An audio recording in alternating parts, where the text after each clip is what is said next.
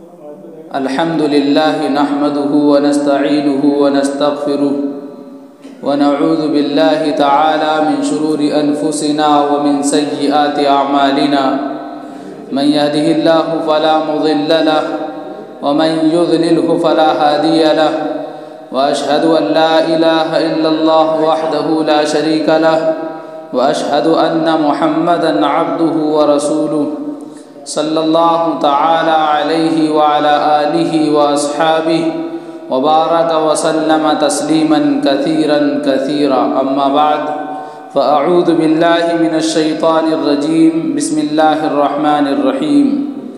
وما أرسلناك إلا رحمة للعالمين. صدق الله العظيم.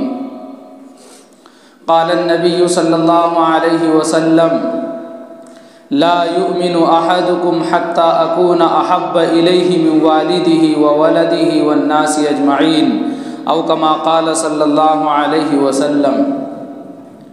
میرے محترم بھائیوں اور دوستو، یہ مہینہ ربیع الاول کا مہینہ ہے.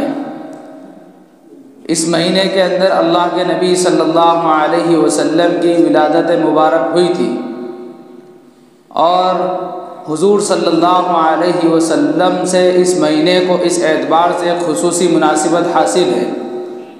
گزشتہ ہفتے بھی اس کی کچھ باتیں آپ کے سامنے پیش کی گئی تھی. اس کے تعلق سے عرض کیا گیا تھا. اللہ تعالیٰ نے حضور صلی اللہ علیہ وسلم کو پوری انسانیت کے لیے رحمت بنا کر بھیجا ہے. اللہ تعالیٰ نے قرآن کریم میں فرمایا: وما ارسلناک الا رحمۃ للعالمین، کہ ہم نے آپ کو پوری انسانیت کے لیے رحمت بنا کر بھیجا ہے. اللہ تعالیٰ نے یہ نہیں فرمایا کہ ہم نے مسلمانوں کے لیے رحمت بنا کر بھیجا ہے یا مومنوں کے لیے رحمت بنا کر بھیجا ہے، بلکہ فرمایا پوری انسانیت کے لیے رحمت بنا کر بھیجا ہے. لیکن آج مسلمان عام طور پر یہ سمجھتا ہے کہ نبی صرف مسلمانوں کے ہیں. نہیں، ایسا نہیں ہے. ہمارے نبی حضرت محمد صلی اللہ علیہ وسلم پوری انسانیت کے نبی ہیں اور اللہ تعالیٰ نے آپ کو پوری انسانیت کے لیے نبی بنا کر بھیجا ہے. اور آپ کی رحمت سے ہر انسان نے فائدہ اٹھایا ہے. یہاں تک کہ جانوروں تک نے حضور صلی اللہ علیہ وسلم کی رحمت سے فائدہ اٹھایا ہے. اور جیسا کہ آپ جانتے ہیں کہ درخت اس کے پھل سے پہچانا جاتا ہے. اگر پھل میٹھا ہے تو انسان یہ کہتا ہے کہ یہ درخت بہت اچھا ہے اس لیے کہ اس کا پھل میٹھا ہے. اگر حضور صلی اللہ علیہ وسلم کے صحابہ کی زندگی آپ پڑھیں تو حضور صلی اللہ علیہ وسلم کی زندگی سمجھ میں آ جائے گی. جس قرآن کو حضور صلی اللہ علیہ وسلم لے کر آئے ہیں اس قرآن کو پڑھیں، اس کی تعلیمات کو پڑھیں تو سمجھ میں آ جائے گا. آپ پہچان لیں گے کہ حضور صلی اللہ علیہ وسلم واقعی رحمت بن کر آئے ہیں. اور آج بھی اس گئے گزرے دور میں اور بالکل ادنا درجے کے مسلمانوں کا حال اور ان کی زندگی آپ دیکھ لیں کہ جو کچھ رحمت اور شفقت آپ کو نظر آ رہی ہے یہ حضور صلی اللہ علیہ وسلم کی تعلیم کا نتیجہ ہے. اور حضور صلی اللہ علیہ وسلم کی زندگی انسانیت کے اعتبار سے، اخلاق کے اعتبار سے اور گھریلو زندگی کے اعتبار سے، باہر کی زندگی کے اعتبار سے، تجارت کی زندگی کے اعتبار سے، معاملات کی زندگی کے اعتبار سے، سیاست کی زندگی کے اعتبار سے، گویا کہ دنیاوی زندگی کی ہر لائن کے اعتبار سے حضور صلی اللہ علیہ وسلم رحمت ہیں. اور آپ تعلیم لے کر آئے اور ہر لائن کی آپ نے تعلیم جو ہے اپنی امت کو دی ہے. عبداللہ ابن جدعان پورے مکہ میں عمر دراز شخص تھا اور وہ انسانیت کی خدمت کیا کرتا تھا. اس کے پاس گئے اور اس نے ایک میٹنگ رکھی. اس میٹنگ کا نام رکھا حلف الفضول. حضور صلی اللہ علیہ وسلم بھی اس میٹنگ میں تشریف لے گئے، حالانکہ مشرکوں کی میٹنگ، لیکن نبی صلی اللہ علیہ وسلم اس میں شریک ہوئے اور اس میں یہ فیصلہ کیا گیا کہ کوئی کسی پر ظلم نہیں کرے گا، اور یہ میٹنگ جو ہے پھر بعد میں بھی کام کرتی رہی۔ اور اللہ کے نبی صلی اللہ علیہ وسلم نبوت کے مل جانے کے بعد اکثر تذکرہ فرمایا کرتے تھے کہ اگر آج بھی کسی دوسرے مذہب والے کی میٹنگ ہو اور اس میں ظلم کو ختم کرنے کے مشورے ہوں اور فتنے فساد کو ختم کرنے کے مشورے ہوں تو میں محمد اس میں شریک ہوں گا۔ اس سے بھی پتہ چلتا ہے کہ نبی صلی اللہ علیہ وسلم سراپا رحمت تھے، اور آج بھی آپ کی رحمت پوری دنیا میں برس رہی ہے۔ آج دیکھ لیجئے مسلمانوں میں جو شفقت اور محبت ہے وہ کسی انسان میں اتنی نظر نہیں آتی۔ اللہ تعالیٰ نے حضور صلی اللہ علیہ وسلم کو ہر اعتبار سے کامل بنا کر بھیجا ہے، اور کوئی انسان آپ کی شان میں کچھ نازیبا کلمات کہتا ہے یا آپ کے بارے میں گندی زبان استعمال کرتا ہے تو وہ ایسا ہی ہے جیسا کہ سورج کے اوپر مٹی ڈالنا، سورج کے اوپر دھول پھینکنا یا چاند کے اوپر مٹی ڈالنا۔ اس مٹی سے وہی جو ہے خاک آلود ہوگا، اس مٹی سے وہی گرد آلود ہوگا، نبی کی شان میں ذرا بھی جو ہے کمی نہیں آئے گی۔ اس لیے کسی شاعر نے کہا ہے، مل گئے خاک میں وہ خاکے بنانے والے۔ جس انسان نے میرے نبی کی شان میں کوئی خاکہ بنایا، کوئی منصوبہ بنایا، وہ خود خاک میں مل گیا۔ یہ نرالی شان اللہ تعالیٰ نے حضور صلی اللہ علیہ وسلم کو عطا فرمائی ہے، اور نبی کی زندگی سے بہت سارے سبق ہمیں ملتے ہیں۔ یہ سبق بھی ہمیں ملتا ہے کہ اقلیت اکثریت کے اندر عزت کے ساتھ، وقار کے ساتھ، سنجیدگی کے ساتھ کیسے رہ سکتی ہے۔ جب حضور صلی اللہ علیہ وسلم اس دنیا میں تشریف لائے تھے اور حضور صلی اللہ علیہ وسلم کی جب بعثت ہوئی ہے، اس وقت پورے مکے کے اندر صرف 13 لوگ پڑھنا لکھنا جانتے تھے، اور پورے قبیلے کے اندر آپ آس پاس کے قرب و جوار کے اندر سارے ملا کر سارے قبیلے میں صرف 17 لوگ پڑھنا لکھنا جانتے تھے۔ ان میں ایک خاتون تھی شفا بنت عبداللہ ادویہ جو پڑھنا لکھنا جانتی تھی۔ تو 17 شخص تھے، ان میں ایک خاتون تھی جو پڑھنا لکھنا جانتے تھے، باقی پورا علاقہ جو ہے لکھنا پڑھنا نہیں جانتا تھا۔ اور جب آپ مکہ سے مدینہ ہجرت کر کے چلے گئے تو مدینے کے اندر صرف 11 لوگ ایسے تھے جو پڑھنا لکھنا جانتے تھے، اور ان 11 میں سے بھی اکثر جو ہے یہودی تھے۔ یہ حال تھا اس وقت کا۔ اللہ تعالیٰ کو کوئی انسان کہہ سکتا ہے کہ ایسے حالات میں جہاں پر ظلم و زیادتی عام ہو، ظلم و فساد عام ہو، لوٹ مار عام ہو اور خون خرابہ عام ہو، وہاں پر سب سے پہلے کوئی قرآن کی آیت نازل ہونا چاہیے تھی، تو یہ آیت نازل ہوتی اعدلوا هو اقرب للتقوی، کہ انصاف سے کام لو۔ یہ انصاف سے کام لینا تقوی کے زیادہ قریب ہے، بلکہ انصاف کرنا یہی تقوی ہے۔ یہ آیت نازل ہونا چاہیے تھی، لیکن اللہ تعالیٰ نے یہ آیت نازل نہیں فرمائی، بلکہ فرمایا اقرأ بسم ربک الذی خلق۔ اللہ تعالیٰ نے قرآن کریم میں سب سے پہلی آیت میں یہ حکم نازل فرمایا کہ پڑھیے۔ تعلیم کا عنوان اللہ تعالیٰ نے ذکر فرمایا، پڑھنے کا حکم اللہ تعالیٰ نے ارشاد فرمایا، اس لیے کہ یہ نبی اکیلے ہیں اور کچھ مسلمان ان کے ساتھ میں ہیں، اقلیت میں ہیں۔ اگر یہ تعلیم حاصل کر لیں گے تو اکثریت کے اندر عزت کے ساتھ، وقار کے ساتھ زندگی گزار سکیں گے۔ اور پوری تاریخ اٹھا کر دیکھیے، پورا اتہاس آپ پڑھ لیجئے، پورے اتہاس کے اندر جو نادر واقعات آپ کو ملیں گے ان میں سے ایک واقعہ غزوہ بدر کے قیدیوں کے ساتھ معاملہ بھی ہے، کہ حضور صلی اللہ علیہ وسلم نے غزوہ بدر کے جو قیدی تھے ان کے بارے میں جو فدیہ لازم کیا، ان کے اوپر جو فدیہ مقرر کیا، ان فدیوں میں ایک فدیہ یہ بھی تھا کہ جو غریب قیدی تھے، جو نادار قیدی تھے، ان سے کہا کہ تم جو پڑھنا لکھنا جانتے ہیں وہ ہمارے مسلمان بچوں کو پڑھنا لکھنا سکھائیں۔ ایک قیدی 10 مسلمان بچوں کو پڑھنا لکھنا سکھائے گا۔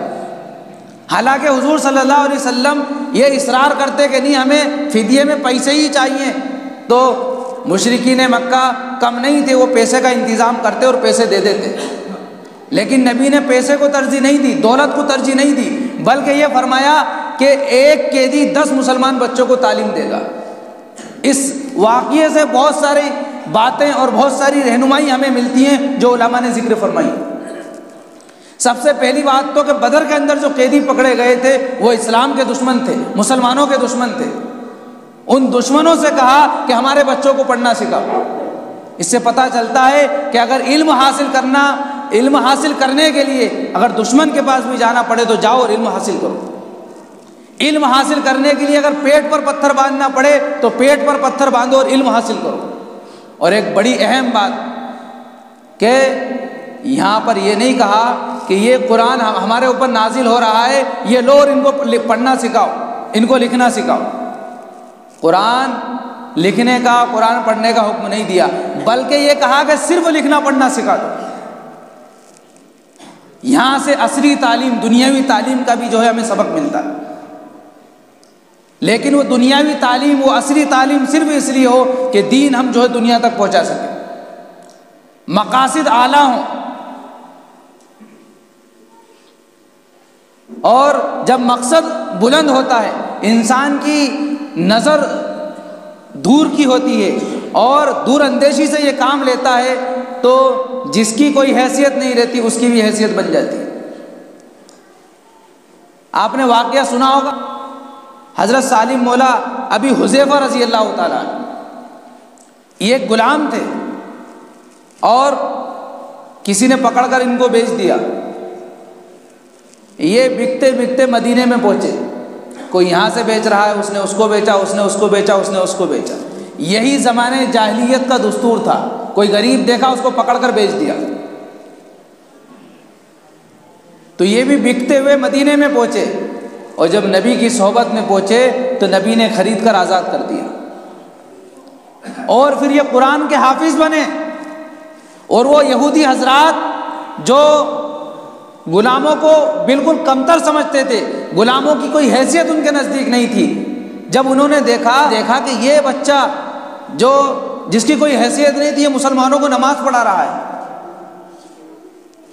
تو وہ اسلام کو مان گئے کہ اسلام کے اندر کوئی بھید بھاؤ نہیں ہے، اسلام علم کی اتنی قدر کرتا ہے۔ فرمایا ان اللہ یرفع بہذا الکتاب اقواما، کہ یہ قرآن کریم بہت ساری قوموں کو ترقیوں پر پہنچاتی ہے، اور یہ قرآن کریم ہی وہ کتاب ہے جس کے ذریعے انسان ذلیل ہوتے ہیں۔ جو اس کو آگے رکھتے ہیں اللہ ان کو آگے رکھتا ہے، جو اس کو چھوڑ دیتے ہیں، اس کو پسے پشت ڈال دیتے ہیں، اللہ ذلت کی خالیوں میں ان کو دھکیل دیتا ہے۔ تو تعلیم انسان کو ادنا سے اعلیٰ بنا دیتی ہے۔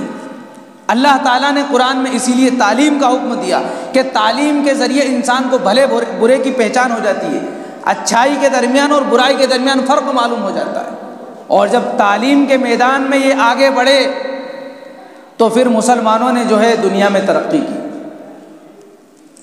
یہاں تک کہ کیسر و کسریٰ کے تاج و تخت ان کے قدموں میں گر پڑے، اس لیے کہ کسی سے بات کرنے کے لیے اس پوزیشن کی ضرورت ہوتی ہے، اور جب تک وہ پوزیشن انسان حاصل نہ کر لے اعلیٰ درجے کے اعلیٰ طبقے کے پاس انسان بات کرنے سے عاجز ہوتا ہے۔ اور آج جو مسلمانوں کی گری ہوئی حیثیت ہے اس کی بنیادی وجہ یہی ہے کہ تعلیم میں بالکل پچھڑے ہوئے ہیں۔ فرانس میں تمہارے نبی کی شان میں، میرے نبی کی شان میں گستاخی کی گئی، ہم احتجاج کر رہے ہیں، مظاہرہ کر رہے ہیں، برا بھلا کہہ رہے ہیں، کون سمجھ رہا ہے اس کو؟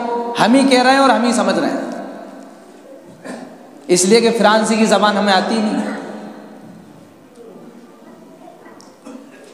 تو ضرورت تھی کہ ہم فرانسی کی زبان سیکھتے، لیکن انگلش ایک ایسی زبان ہے جو انٹرنیشنل زبان کہلاتی ہے، اس دور میں بین الاقوامی زبان کہلاتی ہے۔ اگر انگلش میں ہمارے بچے ماہر ہوتے، انگلش میں ان کو دسترس حاصل ہوتی، انگلش میں مہارت حاصل ہوتی تو ان کا یہ اسکول پڑھنا کامیاب ہوتا۔ 12 15 سال اسکول میں پڑھ لیتے ہیں اور پھر بھی جو ہے اسپیکنگ کورس کرتے ہیں پھر بھی کچھ نہیں آتا. تو پھر ایسی تعلیم سے فائدہ کیا ہے؟ اس لیے کہ آپ تعلیم کا جذبہ آپ کے اندر ہے اور تعلیم آپ اپنے بچوں کو دلوانا چاہتے ہیں، لیکن تربیت سے بالکل خالی ہیں وہ بچے. اس پر دھیان نہیں ہوتا، اور بغیر تربیت کے تعلیم انسان حاصل کر ہی نہیں سکتا. اس لیے کہ کوئی اجنبی راستہ ہے تو اجنبی راستے پر جانے سے پہلے انسان دوسروں سے معلومات حاصل کرتا ہے، پھر اس کے بعد اس راستے پر قدم ڈالتا ہے. پھر بھی اس کو اطمینان نہیں ہوتا ہے، گھبراتے ہوئے سہمے ہوئے وہ آگے بڑھتا ہے ہمت کر کے. اور اس دور میں تو بغیر رہبر کے کوئی جاتا ہی نہیں. تھوڑا پیسے لگ جائیں گے، گاڑی کر کے چلے جائیں گے، اس لیے کہ راستہ نہیں دیکھا. مجھے بتائیے تو پھر وہ بچہ جو تعلیم حاصل کر رہا ہے، جس کو آگے پتہ نہیں ہے کہ کون سے خطرات ہیں اور کون سی رہنمائی ہے، کس چیز کو حاصل کرنا ہے، کس کو قبول کرنا ہے، کس کو نہیں کرنا ہے، وہ اس کو پتہ ہی نہیں ہے. اور ہم لوگوں کا حال یہ ہے کہ ہم ان کی رہنمائی کرنے کے لیے بالکل تیار نہیں. اسکول میں بھیج دیا، اب کیا پڑھ کے آیا ہمیں اس سے کوئی مطلب نہیں. بہرحال موضوع میرا الگ چھڑ جائے گا، میں اشارے کر رہا ہوں اسے.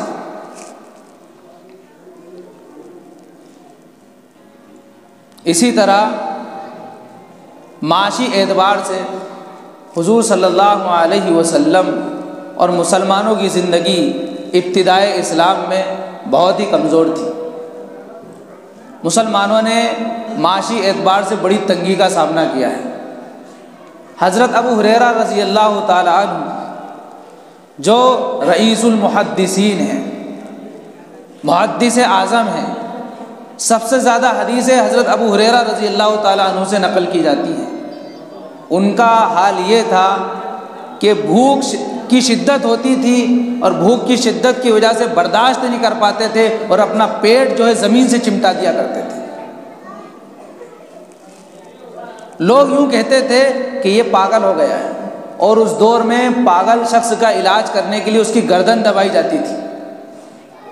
تو لوگ ابو ہریرہ رضی اللہ تعالیٰ عنہ فرماتے ہیں کہ لوگ میری گردن دبایا کرتے تھے اور یوں کہتے تھے کہ یہ پاگل ہو گیا ہے، اس لیے اس کی گردن دباؤ تاکہ یہ صحیح ہو جائے.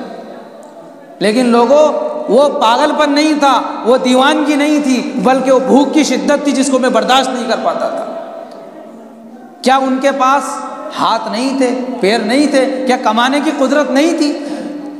سب کچھ کر سکتے تھے، لیکن نبی کے در پر پڑ گئے اور علم میں کمال حاصل کیا، رسوخ فی العلم حاصل کیا. اور خود وہ فرماتے ہیں حضرت ابو ہریرہ رضی اللہ تعالیٰ عنہ کہ آج میرے کو اللہ نے حدیث کا جو اتنا علم عطا کیا ہے وہ ایسے ہی عطا نہیں کر دیا. تم اپنی دکانوں میں بیٹھے رہتے تھے، تم اپنی تجارتوں میں لگے رہتے تھے، اور میں نبی کے در پہ پڑا رہتا تھا. مل رہی تو کھا لیا، نہیں ملی تو ایسے ہی پانی پر اور کھجور پر گزارا کر لیا. علم ایسے آتا ہے. حضرت ابن عباس رضی اللہ تعالیٰ عنہ فرماتے ہیں کہ مجھے کسی سے کوئی حدیث معلوم کرنا ہوتی تو میں اس کے دروازے پر جا کر بیٹھ جاتا اور میں انتظار کرتا کہ وہ نکلیں گے اور ان سے میں حدیث معلوم کروں گا. بعض دفعہ مجھے 2-2 گھنٹے بیٹھے ہوئے ہو جاتے تھے، یہاں تک کہ تھکان کی وجہ سے میں سردی ہوتی تھی تو کمبل اوڑھ کر وہیں لیٹ جاتا تھا. جب وہ صاحب نکلتے تھے تو دیکھتے تھے یہ کون شخص سو رہا ہے. جب مجھے دیکھتے تو کہتے کہ تم تو نبی کے چچا زاد بھائی ہو، تم ہمیں اٹھا کیوں نہیں لیا، تم نے ہمیں کنڈی بجا کر باہر کیوں نہیں بلا لیا.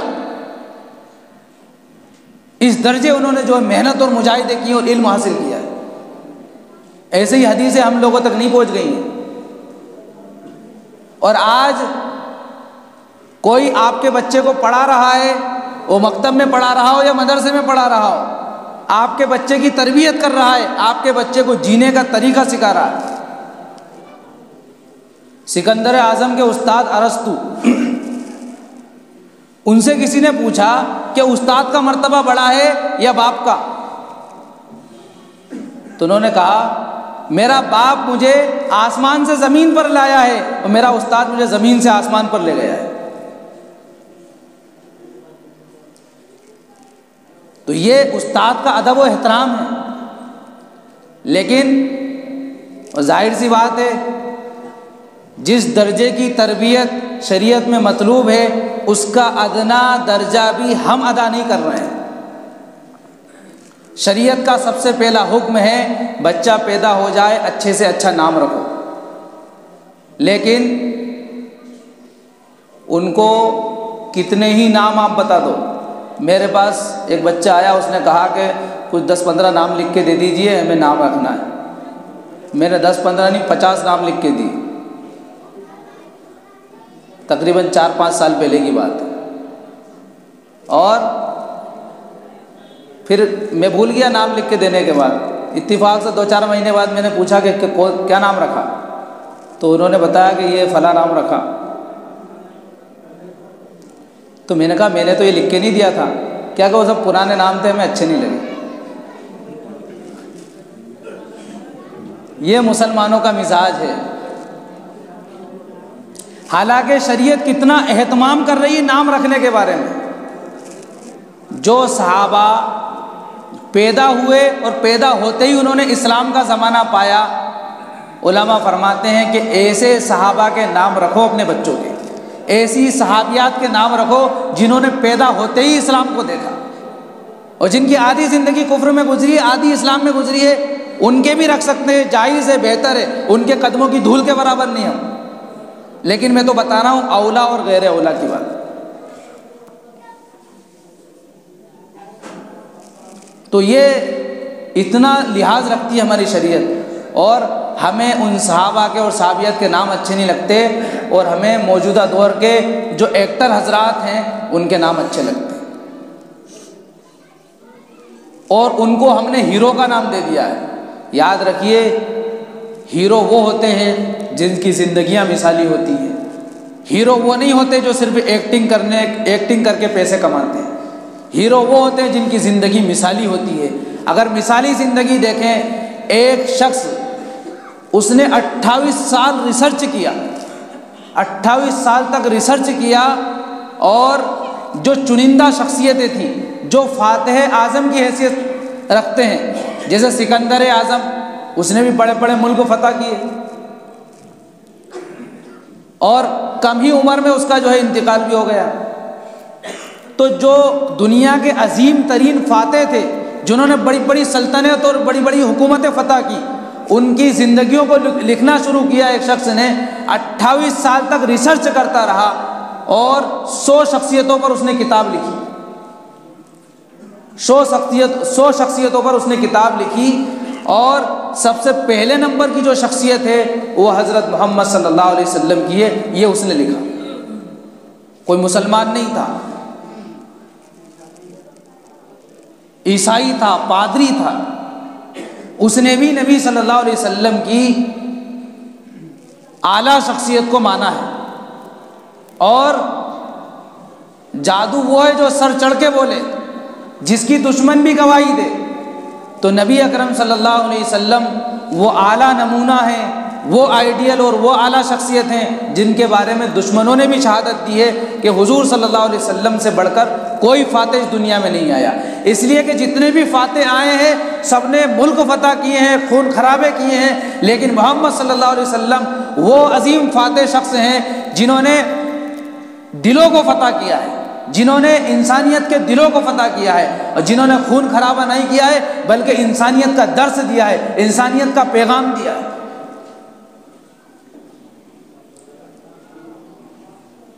تو یہ حضور صلی اللہ علیہ وسلم کی زندگی ہے، اور صحابہ کرام کی جو تربیت حضور صلی اللہ علیہ وسلم نے کی ہے اس کی مثال بھی دیہتی دنیا تک کوئی پیش نہیں کر سکتا۔ بڑے بڑے اسکول بنے ہوئے ہیں، کالج بنے ہوئے ہیں، یونیورسٹیز بنی ہوئی ہیں، لیکن ایسے افراد جو نبی نے تیار کیے ہیں آج تک کوئی کر نہیں پایا۔ تو حضور صلی اللہ علیہ وسلم کی تعلیمات سے بڑھ کر کوئی تعلیم نہیں ہے۔ تو تنگ دستی کا زمانہ تھا، صحابہ کرام نے غربت کی زندگی گزاری۔ جب حضور صلی اللہ علیہ وسلم کا نکاح حضرت خدیجہ رضی اللہ تعالی عنہا سے ہوا تو حضرت خدیجہ رضی اللہ تعالی عنہا مکہ کی مالدار خاتون تھی، عرب کے مالداروں میں آپ کا بھی نام تھا۔ جب نکاح ہو گیا تو ساری جو دولت حضرت خدیجہ رضی اللہ تعالیٰ عنہا نے تجارت کر کے کمائی تھی وہ سب نبی کے اوپر لٹا دی، سب نبی کے قدموں میں لا کر پٹک دی۔ اب نبی صلی اللہ علیہ وسلم نے حضرت عباس رضی اللہ تعالیٰ عنہ، حضرت عباس رضی اللہ تعالیٰ عنہ حضور صلی اللہ علیہ وسلم کے چچا ہیں اور عمر میں 2-3 سال ہی بڑے تھے، غالباً 2 سال بڑے تھے تو چچا لیکن زیادہ بڑے نہیں تھے، 2 سال بڑے تھے اور یہ بھی مالدار تھے۔ تو آپ نے تذکرہ کیا اپنے چچا حضرت عباس رضی اللہ تعالیٰ عنہ سے کہ ابو طالب ان کے بچے زیادہ ہیں اور معاشی اعتبار سے کمزور ہیں، اس لیے ان کے بچوں کو ہم تقسیم کر لیں اور ان کی پرورش کریں، ان کو اچھی تعلیم دلوائیں۔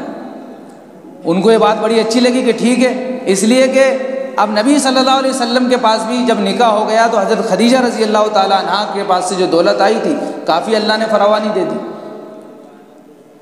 تو نبی کو تربیت کی فکر ہوئی تو خاندانی جو افراد تھے ان کو اس طرح سے تقسیم کیا۔ تو حضرت جعفر رضی اللہ تعالیٰ عنہ جو ابو طالب کے بیٹے تھے حضرت عباس رضی اللہ تعالیٰ عنہ کے سپرد کیا، اور جو حضرت علی رضی اللہ تعالیٰ عنہ تھے ان کو نبی نے خود اپنی تربیت میں رکھا، اور جو عقیل تھے تو ابو طالب نے کہا کہ یہ عقیل میرا چھوٹا بچہ ہے، اس سے مجھے بہت محبت ہے، اس کو میں نہیں دوں گا۔ تو نبی صلی اللہ علیہ وسلم نے حضرت علی رضی اللہ تعالیٰ عنہ کی جو تربیت کی اور حضرت عباس رضی اللہ تعالیٰ عنہ نے حضرت جعفر رضی اللہ تعالیٰ عنہ کی جو تربیت کی وہ اس تقریر سے اندازہ لگا سکتے ہیں جو نجاشی کے دربار میں حضرت جعفر رضی اللہ تعالیٰ عنہ نے کی تھی، اور حضرت علی رضی اللہ تعالیٰ عنہ کی تربیت کا آپ اندازہ لگا سکتے ہیں کہ اقزاہم علی، کہ جب سارے لوگ فیصلے کرنے سے عاجز ہو جاتے ہیں اور حضرت علی رضی اللہ تعالیٰ عنہ کوئی فیصلہ کر دیتے ہیں تو سب لوگ اس کو مانتے ہیں۔ فیصلے کا ہنر اور فن اللہ تعالیٰ نے حضرت علی رضی اللہ تعالیٰ عنہ کو عطا فرمایا۔ تو یہ تربیت کا نتیجہ تھا کہ معاشی اعتبار سے کمزور ہیں لیکن بچے زیادہ ہیں، اس لیے ہم تقسیم کر لیں۔ یہاں پر ایک نقطہ سمجھ لیجئے، یہ بات میں ذکر کرنے کے بعد آپ کو یہ بتانا چاہتا ہوں کہ اسلام میں گود لینا جائز نہیں ہے۔ جو رواج ہے نا ہمارے معاشرے میں وہ جائز نہیں ہے، فلاں کی بیٹی کو گود لے لیا، فلاں کے بیٹے کو گود پرورش کرنے کے اعتبار سے، تربیت کرنے کے اعتبار سے لے سکتا ہے، لیکن میرا بیٹا نہیں ہے تو میں گود لے لوں اور اس کے نام کے ساتھ میرا نام جوڑ دوں، یہ جائز نہیں ہے۔ پرورش کرنے کے اعتبار سے، تربیت کرنے کے اعتبار سے لے سکتا ہے، لیکن نام اس کے ساتھ اس کے ہی باپ کا نام لکھائے گا۔ بیٹی ہے تو اسی کے باپ کا نام لکھائے گا، جب نکاح ہو جائے گا تو پھر اس کے شوہر کا نام لکھائے گا۔ لیکن اس دور میں تو حالات اتنے خراب ہیں کہ غیروں کی بہت ساری چیزیں ہم لوگوں میں سرایت ہو چکی ہیں کہ ایک دوسرے کو بہن بھائی بنا لیتے ہیں۔ یاد رکھیے اللہ تعالیٰ نے قرآن کریم میں بیان فرمایا کہ اللہ تعالیٰ نے 21ویں پارے کی آیت ہے، اللہ تعالیٰ نے کسی انسان کے سینے میں 2 دل نہیں بنائے، کسی انسان کے سینے میں اللہ تعالیٰ نے 2 دل نہیں بنائے، اسی طرح ایک انسان کے 2 باپ نہیں ہو سکتے۔ یہ زمانے جاہلیت کی رسم تھی، نبی صلی اللہ علیہ وسلم کے ذریعے اللہ نے اس کو ختم کر دیا۔ تو گود لینے کا تصور تو صحیح نہیں ہے، لیکن تربیت کرنے کے لیے لے سکتے ہیں اور اس کی تربیت کریں، اس کو اچھا پڑھائیں لکھائیں، اس کو جو ہے اعلیٰ اقدار سے نوازیں، اعلیٰ کردار سے اس کو نوازیں۔ یہ تو ہو سکتا ہے اگر ہر مسلمان، ہمارے معاشرے میں مسلمان اس بات کی فکر کر لیں کہ فلاں انسان غریب ہے، اس کے بچے زیادہ ہیں یا اس کے بچے ہیں وہ پڑھا نہیں پا رہا ہے، اس کے ایک بچے کو میں لے لوں گا، اس کو میں پڑھاؤں گا، اس کی تربیت میں کروں گا، تو میرے بھائیوں کچھ ہی سالوں میں ہمارا معاشرہ بڑی ترقی پر ہوگا۔ اور یہ وہ راستہ ہے کہ اقلیت میں رہتے ہوئے ہم عزت کے ساتھ زندگی گزار سکتے ہیں، وقار کے ساتھ، سنجیدگی کے ساتھ زندگی گزار سکتے ہیں۔ اس لیے یہ سب سے پہلی اور بنیادی ضرورت ہے ہماری۔ اور اگر ہم نے اس تعلیم کی فکر نہیں کی تو پھر معاشرہ ہم دیکھ رہے ہیں کس درجے برائی کی طرف جا چکا ہے، جا نہیں رہا، جا چکا ہے۔ بے حیائی پھیل نہیں رہی ہے، پھیل چکی ہے۔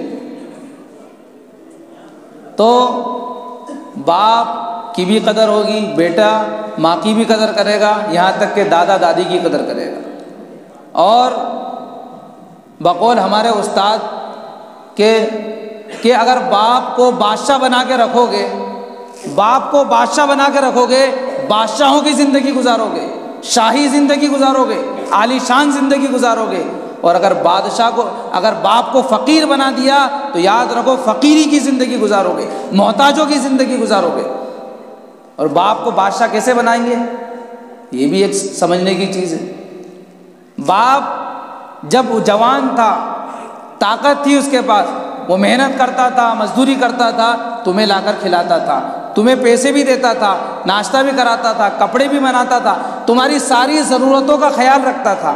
اب وہ باپ تنگ دست ہو گیا، اس کے ہاتھ پیر کمزور ہو گئے، اس کے اعضاء کمزور ہو گئے، اب وہ نڈھال ہو چکا ہے، تو اب کیا کرو؟ اس باپ کو اپنی کمائی لا کر دو، اپنی تنخواہ اس باپ کو دو، اور پھر اس سے کہو کہ مجھے 100 روپے کی ضرورت ہے، ذرا دے دو۔ وہ باپ کچھ نہ کماتے ہوئے بھی اپنے آپ کو بادشاہ محسوس کرے گا، اس کو فخر ہوگا اپنی اولاد پر۔ اور اگر ایسا نہیں کیا، بلکہ ہو رہا ہے اس دور میں، باپ اپنے بیٹے سے یوں کہتا، بیٹا 2 روپے دے دے، بیڑی پینا۔ باپ کو فقیر بناؤ گے، تجربے کی بات، میں اپنے استادوں سے سنی ہوئی بات بتا رہا ہوں کہ تجربے کی بات ہے کہ پھر یہ انسان فقیروں کی زندگی گزارے گا، تنگ دستوں کی زندگی گزارے گا۔ جنہوں نے اپنے باپ کی قدر کی ہے ان کی زندگیوں کو دیکھ لیجئے آپ، وہ دنیا میں ایک مثال قائم کر کے گئے ہیں، اور جنہوں نے باپ کی قدر نہیں کی ہے، باپ کو اپنی زندگی میں محتاج بنایا ہے، 2 روپے مانگنے پر ان کو مجبور کر دیا ہے، ان کی زندگیوں کو دیکھ لیجئے۔ ایسے لوگوں کو جوتوں میں روٹی ملی ہے، یہاں تک کہ بعض نے تو جوتوں میں بٹھانا بھی پسند نہیں کیا، بھگا دیا گھر سے۔ یہ سب کیوں ہوا؟ اس لیے کہ قدر نہیں کی بات کی۔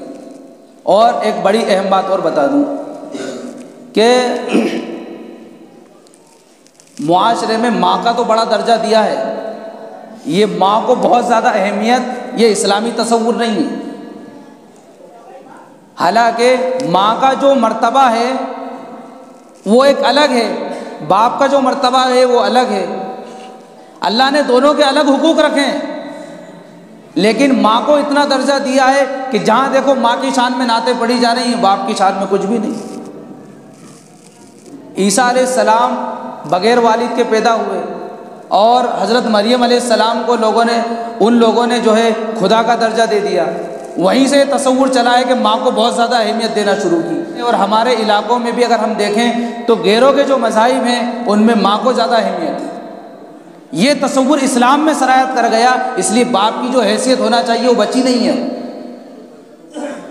ماں کا حق اللہ کے نبی نے بتایا ہے، صلی اللہ علیہ وسلم بتایا ہے کہ ایک صحابی نے پوچھا کہ میں حقوق ادا کرنے کے لحاظ سے کس کو مقدم رکھوں، میرا باپ کا حق زیادہ ہے یا ماں کا؟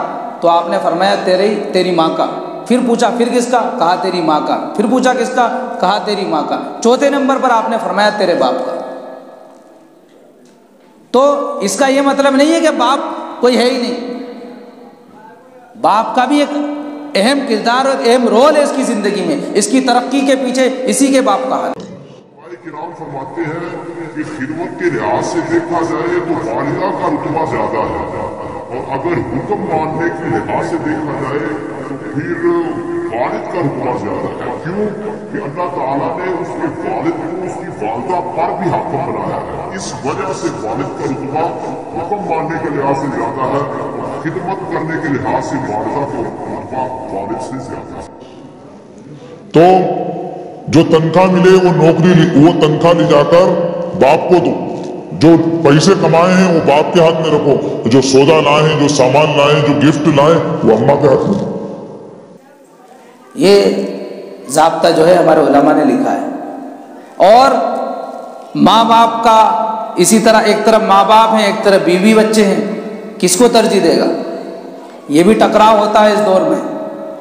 تو ایسی صورت میں ہمیں شریعت کو دیکھنا پڑے گا کہ ماں باپ کو میں ترجیح دوں یا بیوی بچوں کو ترجیح دوں۔ تو یہاں پر بھی ایسا نہیں ہے کہ کسی کے مرتبے کو ہم کم کرنا چاہ رہے ہیں، لیکن شریعت نے جو مرتبہ رکھا ہے کہ ماں باپ کی خدمت کرنا اولاد پر فرض ہے۔ یہاں تک کہ شریعت نے یوں کہا اف تک مت کہو ان کو، اف تک مت کہو۔ اور بیوی کا جہاں تک تعلق ہے اس کے بارے میں فرمایا بیوی کے اخلاق ایسے ہوں، اس کی زندگی ایسی ہو کہ وہ شوہر کو سکون دے سکے، اس کی ایک مسکراہٹ سے شوہر کا دل خوش ہو جائے۔ اور شوہر کی خدمت کرنا بیوی کے اوپر فرض ہے، شوہر کے اوپر بیوی کی خدمت کرنا فرض نہیں ہے، بیوی کے اوپر فرض ہے کہ شوہر کی خدمت کرے۔ تو آپ یہاں دیکھیں گے آپ تو ماں باپ کا مرتبہ بڑا ہوا نظر آتا ہے، اس لیے ماں باپ کو ترجیح دی جائے گی اور بیوی بچوں کو سمجھا دیا جائے گا۔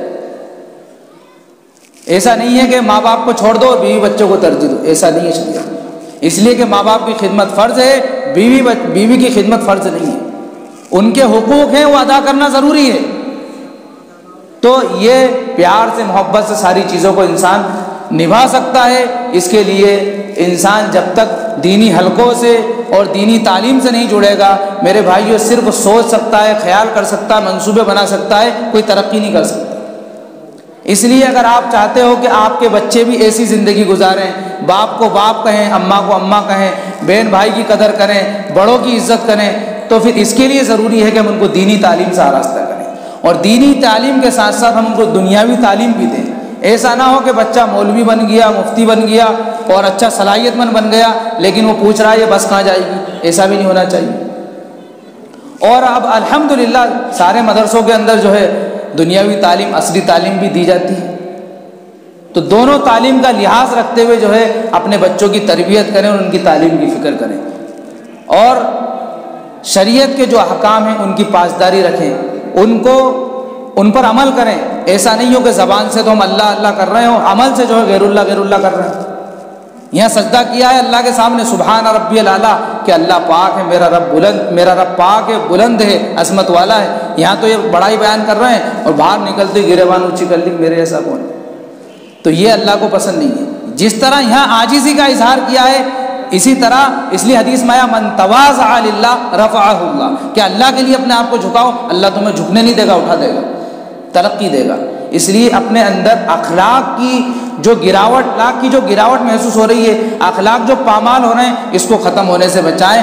جو اخلاق اپنی سڑی ہوئی سبزی بیچنے کے لیے استعمال کر رہے ہیں وہ اسلام کی نشر و اشاعت کے لیے استعمال کریں، وہ نبی صلی اللہ علیہ وسلم کی اچھی تعلیمات کو پھیلانے میں استعمال کریں۔ اگر یہ عمل ہم نے کیا ہے انشاءاللہ تو دنیا میں بھی ہم ترقی کریں گے، اور مرنے کے بعد جو ہمیشہ کی اور دائمی زندگی ہے اس میں بھی ہم ترقی کریں گے۔ اللہ تعالیٰ مجھے آپ کو سب کو عمل کی توفیق عطا فرمائے، آمین۔ وآخر دعوانا